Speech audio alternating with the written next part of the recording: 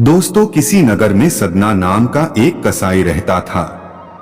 उसका मांस बेचने का व्यापार था। साथ ही वह भगवान विष्णु का बहुत बड़ा भक्त था। वह मांस काटते समय और बेचते समय दिन भर भगवान विष्णु का नाम लिया करता था। वह यह काम रोज करता था। उसके दुकान पर जो ग्राहक मांस खरीदने के लिए आते, वह देखते कि वह कसाई मांस काटता जाता तथा भगवान विष्णु का नाम लेता जाता। सभी ग्राहक एक दूसरे से कहते कि देखो, इसे मांस काटता और बेचता है तथा भगवान का नाम भी लेता है। एक दिन सदना कसाई किसी दूसरे नगर जा रहा था कि रास्ते में उसके पैर से एक पत्थर टकरा गया।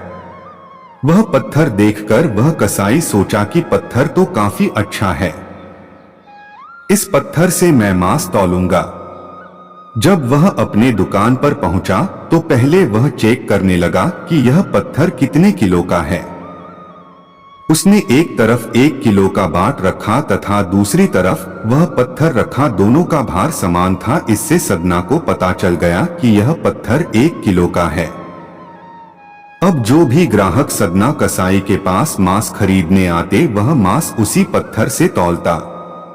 आश्चर्य की बात उसको तब लगी जब कोई भी ग्राहक मान लो 2 किलो मांस खरीदता है तो वह पत्थर 2 किलो का हो जाता है। कोई 3 किलो मांस खरीदता है तो वह पत्थर 3 किलो का हो जाता है। यह बात पूरे नगर में फैल गई कि सदना कसाई के पास एक जादुई पत्थर है। जब यह बात उस नगर में मौजूद एक ब्राह्मण को पता चली तो वह सदना कसाई की दुकान पर गया। सदना कसाई ब्राह्मण को देखकर बड़े आदर सत्कार के साथ बैठने को कहा तो ब्राह्मण ने सदना कसाई से कहा, मूर्ख, तू जिस पत्थर को साधारण पत्थर समझ रहा है वह स्वयं सालिग्राम है, जो कि भगवान विष्णु का ही एक स्वरूप है।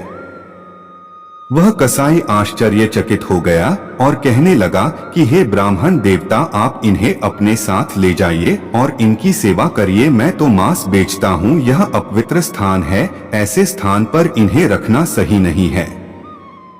ऐसा कहकर सदना कसाई ने वह पत्थर उस ब्राह्मण को दे दिया। वह ब्राह्मण उस सालिग्राम पत्थर को अपने मंदिर में ले जाकर गंगा जल से शुद्ध करने प्रतिदिन उनकी पूजा करने लगा। ऐसे कई दिन बीत गए। एक रात भगवान विष्णु उस ब्राह्मण के स्वप्न में आए और कहने लगे कि हे ब्राह्मण, तुम सालिग्राम पत्थर को उस कसाई के पास वापस दे आओ। ब्राह्मण बोला कि हे प्रभु, क्या मुझसे कोई गलती हो गई है? इस पर भगवान विष्णु ने कहा कि वह मांस बेचता है तो क्या हुआ, वह दिन भर मेरा नाम जपता रहता है। उसकी इसी भक्ति भावना से प्रसन्न होकर मैं उसके पास गया था।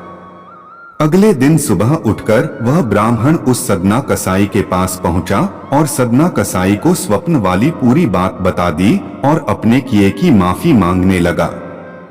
यह सुनकर सदना कसाई की आंखों में आंसू आ गए। उसने कहा कि यदि मेरे प्रभु को कीर्तन पसंद है तो मैं मांस बेचने का धंधा बंद कर दूंगा।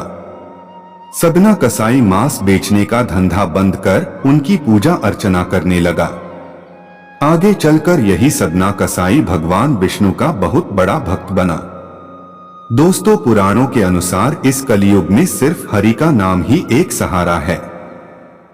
हरि नाम के निरंतर जाप से मनुष्य को मुक्ति मिल जाती है।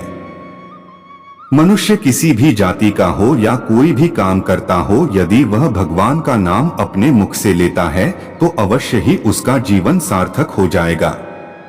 अंत समय में वह इस लोक को छोड़कर सदा के लिए जन्म मरण के बंधन से मुक्त हो जाएगा। दोस्तों, वीडियो अच्छा लगा हो तो वीडियो को लाइक और शेयर करें, चैनल को सब्सक्राइब कर ले। धन्यवाद।